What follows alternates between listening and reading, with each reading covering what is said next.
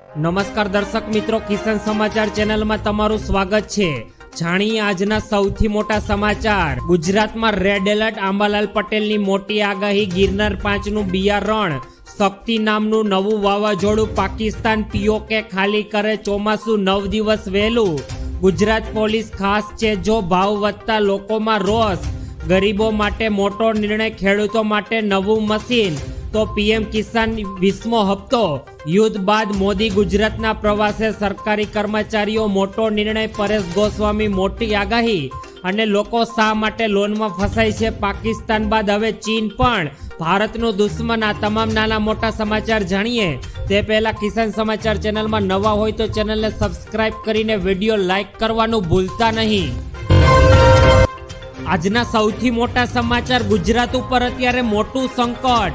શક્તિ નામનું વાવાઝોડું ધીમે ધીમે ગુજરાત તરફ આગળ વધી રહ્યું છે। ભારતના હવામાન વિભાગે એટલે કે IMDએ મંગળવાર 13 મેના રોજ બંગાળની ખાડીમાં ચક્રવાતી વાવાઝોડું આકાર લઈ રહ્યું હોવાની માહિતી આપી દીધી છે। ત્યારબાદ ગુજરાતના લોકોને પણ ખાસ સતર્ક રહેવા માટેની આગાહી કરી દેવામાં આવી છે, કારણ કે આ ચક્રવાતી વાવાઝોડું ધીમે ધીમે અત્યારે ગુજરાત તરફ આગળ વધી રહ્યું છે અને ભારે તબાહી મચાવી શકે તેમ છે। જોકે ચક્રવાત હજુ સુધી બંગાળની ખાડીમાં રચાયું નથી। હવામાન શાસ્ત્રી અને પ્રાદેશિક હવામાન મોડેલો અનુસાર તેના નિર્માણ માટે પરિસ્થિતિઓ વધુ ને વધુ અત્યારે અનુકૂળ બની રહી છે। તો બંગાળની ખાડીમાં ભેજ અને દરિયાઈ પવનને કારણે આ ચક્રવાત અત્યારે નિર્માણ પામી રહ્યું છે અને ધીમે ધીમે આગળ વધી રહ્યું છે। અહેવાલો અનુસાર 23 મે થી 28 મેની વચ્ચે આ ચક્રવાત ગુજરાત તરફમાં આવી શકે તેમ છે। તો અત્યારે આ ચક્રવાતને લઈને ખેડૂતો માટે ખૂબ જ અગત્યપૂર્ણ સમાચાર સામે આવી ગયા છે। ત્યારબાદના બીજા મોટા સમાચાર। બજારમાં ગિરનાર 5નું બિયારણ। ખેડૂત મિત્રો માટે એક મહત્વપૂર્ણ સમાચાર સામે આવી રહ્યા છે। આવનારી ચોમાસુ સિઝનમાં મગફળીનું વાવેતર કરતા તમામ ખેડૂત મિત્રો ખાસ ધ્યાન આપે। ખેડૂતો માટે મગફળીનું સૌથી વધારે અને શ્રેષ્ઠ ઉત્પાદન આપતી મગફળીની ગિરનાર 5 નંબરનું બિયારણ હવેથી દરેક ખેડૂત મિત્રોને મળી રહેવાનું છે। તો જે પણ ખેડૂત મિત્રો મગફળીનું વાવેતર કરવા ઈચ્છે છે તેઓને ગિરનાર 5નું બિયારણ ખરીદવા માટે અમે તમને સ્ક્રીન ઉપર એક નંબર આપી રહ્યા છીએ, 9925515460। આ નંબર ઉપર કોલ કરીને મિત્રો તમે ગિરનાર 5નું બિયારણ તદ્દન શ્રેષ્ઠ ભાવમાં મેળવી શકો છો। ત્યારબાદના ખૂબ જ મહત્વપૂર્ણ સમાચાર। ગુજરાતમાં ચોમાસું 9 દિવસ વહેલું આવશે।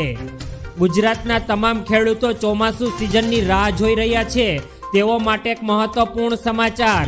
હવામાન વિભાગે ખુદ આગાહી કરી છે કે આ ચોમાસું ટૂંક સમયમાં કેરળમાં પહોંચશે। આ વખતે કેરળમાં ચોમાસું થોડું વહેલું પહોંચશે।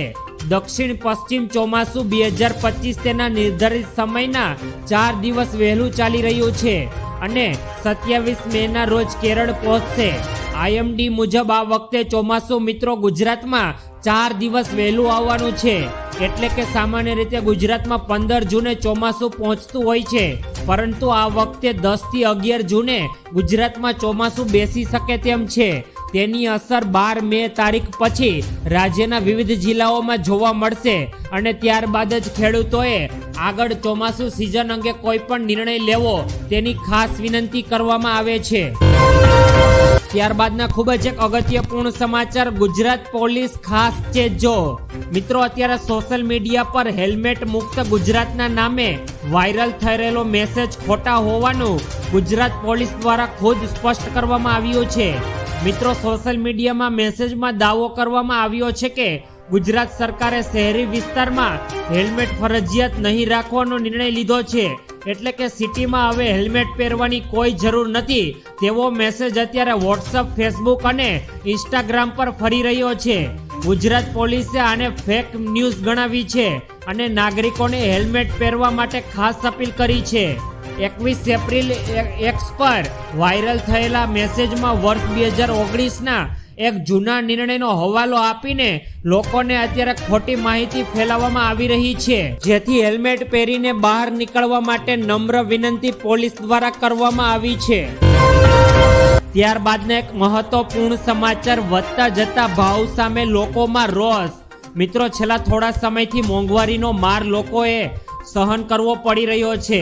ભાવ વધારાને લઈને ગૃહિણીઓએ કહ્યું છે કે સરકાર અત્યારે દરેક વસ્તુમાં ભાવ વધારો કરીને સામાન્ય પરિવારનું બજેટ ખોરવી રહી છે.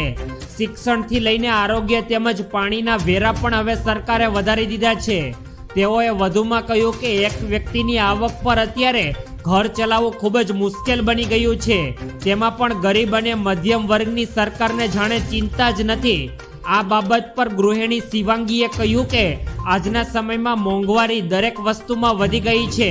લાઇટ બિલ હોય કે મુસાફરી હોય, પાણી વેરા બિલ અને શિક્ષણ તેમજ તમામ વસ્તુ અત્યારે મોંઘી થઈ ગઈ છે, જેના કારણે સામાન્ય માણસોનું બજેટ ખોરવાઈ ગયું છે અને લોકોનો સરકાર તરફ રોષ વધી રહ્યો છે. ત્યારબાદના ખૂબ જ અગત્યપૂર્ણ સમાચાર, ગરીબો માટે સરકારનો મોટો નિર્ણય. આ નિર્ણય અંગે વિગતવાર માહિતી આપતા પ્રવક્તા મંત્રીએ જણાવ્યું હતું કે સમાજના નબળા વર્ગોને મફત અને સક્ષમ કાનૂની સેવાઓ પૂરી પાડવા માટે કાનૂની સેવા સત્તા મંડળની રચના સરકાર દ્વારા કરવામાં આવી છે. આ સર્વિસ ઓથોરિટી 1987 અનુસાર ગુજરાતમાં કાનૂની સેવા સત્તા મંડળનો કાયદો હાલ ગુજરાતમાં અમલી કરી દેવામાં આવ્યો છે.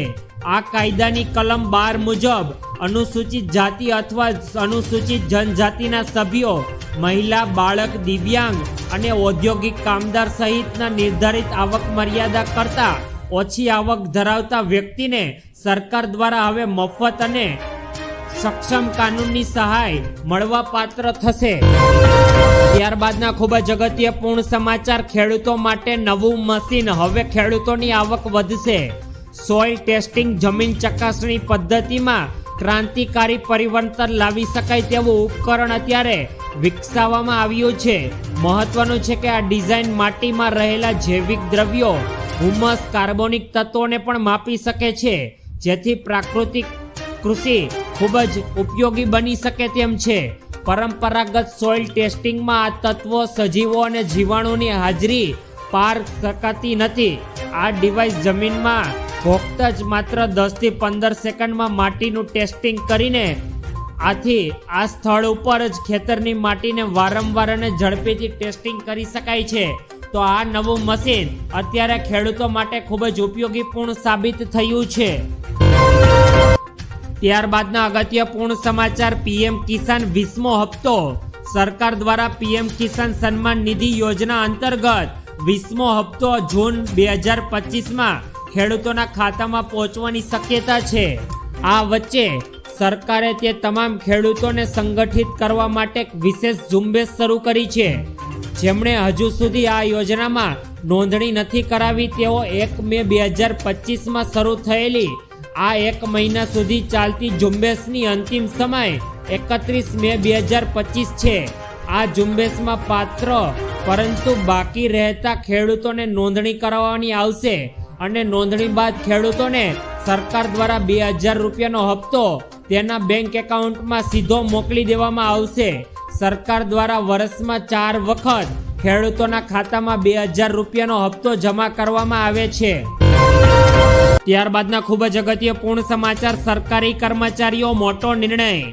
રાજ્ય સરકાર દ્વારા અધિકારીઓ દ્વારા કરવામાં આવતા નાસ્તા અને ભોજનના ખર્ચમાં 100% વધારો કરવાનો નિર્ણય લેવામાં આવ્યો છે. જી હા, સરકારી અધિકારીઓ હવે વધુ સારી રીતે કરશે જલસા. સરકારી અધિકારીઓના નાસ્તા અને ભોજનના ખર્ચમાં 150%નો વધારો કરાયો છે. સરકારના સચિવ કક્ષાના અધિકારીઓના નાસ્તા માટે વ્યક્તિગત 20ની જગ્યાએ 50 રૂપિયાનો વધારો કરાયો છે, જ્યારે બપોરનું કે રાત્રિનું ભોજન વ્યક્તિગત 100 રૂપિયાની જગ્યાએ 250 રૂપિયા સરકાર દ્વારા કરી દેવામાં આવ્યા છે, જેથી ગુજરાતના તમામ સરકારી કર્મચારીઓને નાસ્તા અને ભોજનને લઈને ખૂબ જ મહત્વપૂર્ણ સમાચાર સામે આવી ગયા છે. ત્યારબાદના ખૂબ જ મહત્વપૂર્ણ સમાચાર, પરેશ ગોસ્વામીની મોટી આગાહી. હવામાન નિષ્ણાંત પરેશ ગોસ્વામીએ જણાવ્યા મુજબ 13 તારીખથી હવામાનમાં ધીમે ધીમે હવે ખુલાસો જોવા મળશે. આકાશમાંથી વાદળો ધીમે ધીમે વિખરાશે તેમજ રાબેતા મુજબ તડકો નીકળવાનું શરૂ થશે. તો બીજી બાજુ અંબાલાલ પટેલ દ્વારા વરસાદની આગાહી કરવામાં આવી છે. 20 તારીખ સુધી કોઈ પણ કમોસમી વરસાદની શક્યતા નથી. તાપમાન ઊંચું જશે. 15 તારીખ સુધીમાં તાપમાન 40 ડિગ્રી પહોંચે તેવી શક્યતા. તો માવઠાને કારણે જે તાપમાન ઘટ્યું હતું તે હવે ફરીથી ઊંચું જશે અને ઉનાળાનો અનુભવ ગુજરાતના તમામ લોકોને થશે. તો આવનારા દિવસોમાં ગુજરાતમાં કોઈ પણ વરસાદની આગાહી પરેશ ગોસ્વામી દ્વારા કરવામાં આવી નથી. ત્યારબાદના અગત્યપૂર્ણ સમાચાર. પાકિસ્તાન બાદ હવે ચીન પણ ભારતનું દુશ્મન બન્યું. ભારત અને પાકિસ્તાનના તણાવ વચ્ચે ચીને પણ ફરી એકવાર નાપાક હરકતો તેજ કરી દીધી છે. ચીને અરુણાચલ પ્રદેશના કેટલાક સ્થળોના નામ બદલી નાખ્યા છે, જેને ભારતે વાંધો ઉઠાવ્યો. ભારતે કહ્યું છે કે નવું નામ આપવાથી એ હકીકત બદલાશે નહીં. અરુણાચલ પ્રદેશ ભારતનો અભિન્ન અને અવિભાજ્ય અંગ છે અને હંમેશા રહેશે. તો ચીન દ્વારા અરુણાચલ પ્રદેશના કેટલાક નામો બદલીને પોતાનું અરુણાચલ પ્રદેશ ગણાવવાની નાપાક હરકત કરવામાં આવી હતી, જેનો ભારતના વિદેશ મંત્રી દ્વારા કડક અને સ્પષ્ટ સંદેશ આપી દેવામાં આવ્યો છે કે ભારત તરફ ચીન કોઈ પણ આકરી આંખ ન કરે. આજના ખૂબ જ મોટા સમાચાર. આંબાલાલ પટેલ ગુજરાત પર મોટું એલર્ટ. હવામાન નિષ્ણાત આંબાલાલ પટેલે ગુજરાત રાજ્યને લઈને જણાવ્યું છે કે આજથી 15 તારીખ સુધી કચ્છ, ઉત્તર ગુજરાત અને મધ્ય ગુજરાતના કેટલાક ભાગોમાં વાવાઝોડું અને વીજળીના વરસાદ આવવાની શક્યતા છે. આ પછી તેઓએ 19 થી 22 તારીખ સુધી તોફાન અને પવન સાથે વરસાદ પડી શકે તેવી આગાહી કરી છે. અરબી સમુદ્રમાં અત્યારે મિત્રો દબાણને કારણે 24 મે થી 4 જૂન દરમિયાન રાજ્યના દરિયાકાંઠાના વિસ્તારોમાં વરસાદ પડી શકે છે. તો આવનારા 10 અને 11 જૂન દરમિયાન ગુજરાતમાં ચોમાસું દસ્તક દે તેવી પણ આગાહી હવામાન નિષ્ણાત આંબાલાલ પટેલ દ્વારા વ્યક્ત કરવામાં આવી છે, જેથી દરેક ખેડૂત મિત્રોએ આ બાબતની નોંધ લેવી